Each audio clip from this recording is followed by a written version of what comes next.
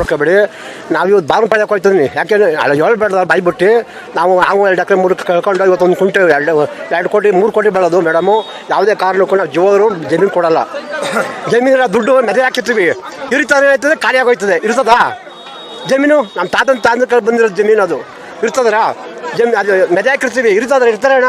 ಕುಡ್ದು ಅಂತ ಏನೋ ಅಲ್ಲ, ಅಲ್ಲೇನು ಸಾಚ ಅಂತ ಹೇಳಲ್ಲ, ಅಲ್ಲಿ ಹೇಳೋದು ಯಾವುದೇ ಕಾರಣಕ್ಕೂ ಜಮೀನು ಕೊಡೋದು ಮೇಡಮ್. ಲೋಕೇಶ್ ಅಂತ. ಆನಂದ್ ಅವ್ರು ಮಾತಾಡ್ಸೋಣ. ನೋಡಿ, ಯಾವಾಗ್ಲೂ ದೇಶ ಯಾವಾಗ್ಲೂ ಅತಂತ್ರ ಸ್ಥಿತಿಗೆ ಯಾವಾಗ ಬರುತ್ತೆ? ಹೆಣ್ಣು, ಹೊನ್ನು, ಮಣ್ಣು ಈ ಮೂರನ್ನ ಗೌರವವಾಗಿ ನಡೆಸ್ಕೋಬೇಕು. ಈ ದೇಶದಲ್ಲಿ ಇವಕ್ಕೆ 3ಕ್ಕೂ ಧಕ್ಕೆ ಬಂದಿರುವಂತ ಕಾಲ ಇದು ಎದುರಾಗಿದೆ. ಇದು DK ಶಿವಕುಮಾರ್ ಅಟ್ಟಹಾಸದಲ್ಲಿ ಮೆರಿತಾ ಇದ್ದಾರೆ ಅಂತ ನಾನು ಹೇಳ್ತಾ ಇಲ್ಲ, ಜನ ಹೇಳ್ತಾ ಇದ್ದಾರೆ. ಬಂದು ಜನರಿಗೆ ಉತ್ತರ ಕೊಡ್ರಿ. ನೀವು ಧರಣಿ ಮಾಡಬಹುದು, ಏನು ಮಾಡಕ್ಕಾಗಲ್ಲ ಅಂತ ಹೇಳೋಷ್ಟು ದಾಷ್ಟ್ಯ ಬೇಡ.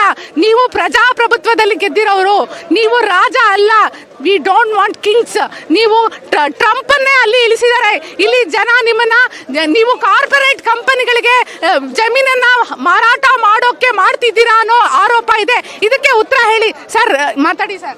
ಸೊ ಇವತ್ತು ಯಾವ ಪರಿಸ್ಥಿತಿನಲ್ಲಿ ನಾವು ರಾಜ್ಯದ ಜನತೆ ಇದ್ದೀವಿ ಅಂದರೆ, ಸೊ ಇವಾಗ ನಮ್ಮ ನಂಜುಂಡಸ್ವಾಮಿ ಅವರಿದ್ದರು, ಅವ್ರು ಹೇಳ್ತಾ ಇದ್ರು ಇವಾಗ ನಾವು ಬಿಳಿ ಬ್ರಿಟಿಷರಿಂದ ನಾವು ಬಿಡುಗಡೆ ಬಂದಿದ್ದೀವಿ, ಒಂದೊಂದು ದಿವಸ ನಾವು ಕರಿ ಬ್ರಿಟಿಷರಿಂದ ನಾವು ಅವ್ರ ಹತ್ರ ನಾವು ಹೋರಾಟ ಮಾಡಬೇಕಾಗದೆ ಅಂತ. ಅಕ್ಷರ ಸಹ ಇವತ್ತು ನಿಜ ಆಗಿದೆ. ಇವತ್ತು ಆ ಬ್ರಿಟಿಷ್ನರಿಗಿಂತನೂ ಒಂದು ಹೀನಾಯವಾಗಿ ಇವತ್ತು ರೈತರನ್ನ ನಡೆಸ್ಕೊಳ್ತಾ ಇದ್ದಾರೆ.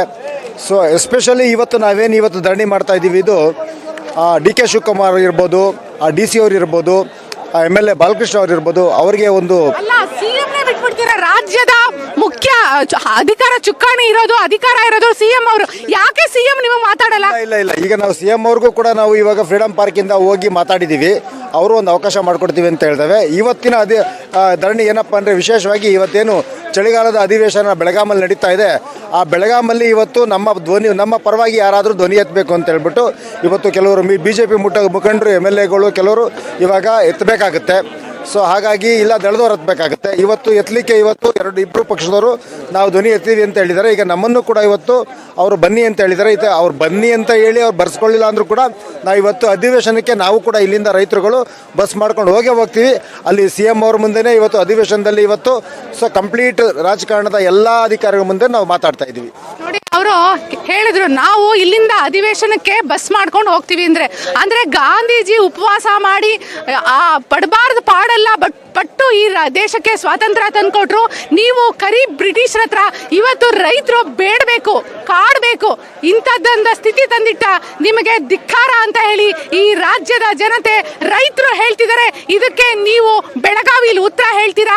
ನಿಮಗೆ ನಿಮ್ಮ ಪಕ್ಷಗಳನ್ನ ಉಳಿಸ್ಕೋಬೇಕು ಅಂತಿದ್ರೆ, ಜನರ ಮುಂದೆ ನಿಮ್ಮನ್ನ ಓಟ್ ಕೇಳಬೇಕು ಅಂತ ನಿಮ್ಗೇನಾದ್ರೂ ನೈತಿಕತೆ ಇದ್ರೆ ಇವರೆಲ್ಲರ ಸಮಸ್ಯೆಯನ್ನ ಬಗೆಹರಿಸುವ ಪ್ರಯತ್ನವನ್ನ ಮೂರು ಪಕ್ಷಗಳು ಮಾಡಬೇಕು. ಮುಖ್ಯವಾಗಿ ಸರ್ಕಾರ ಮಾಡಬೇಕು.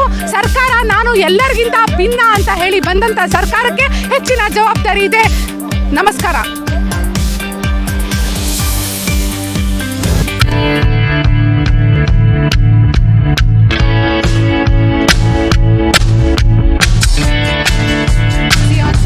ನೋಡ್ತಾ ಇರಿ, ಸಬ್ಸ್ಕ್ರೈಬ್ ಆಗಿ, ಲೈಕ್ ಮಾಡಿ, ಶೇರ್ ಮಾಡಿ.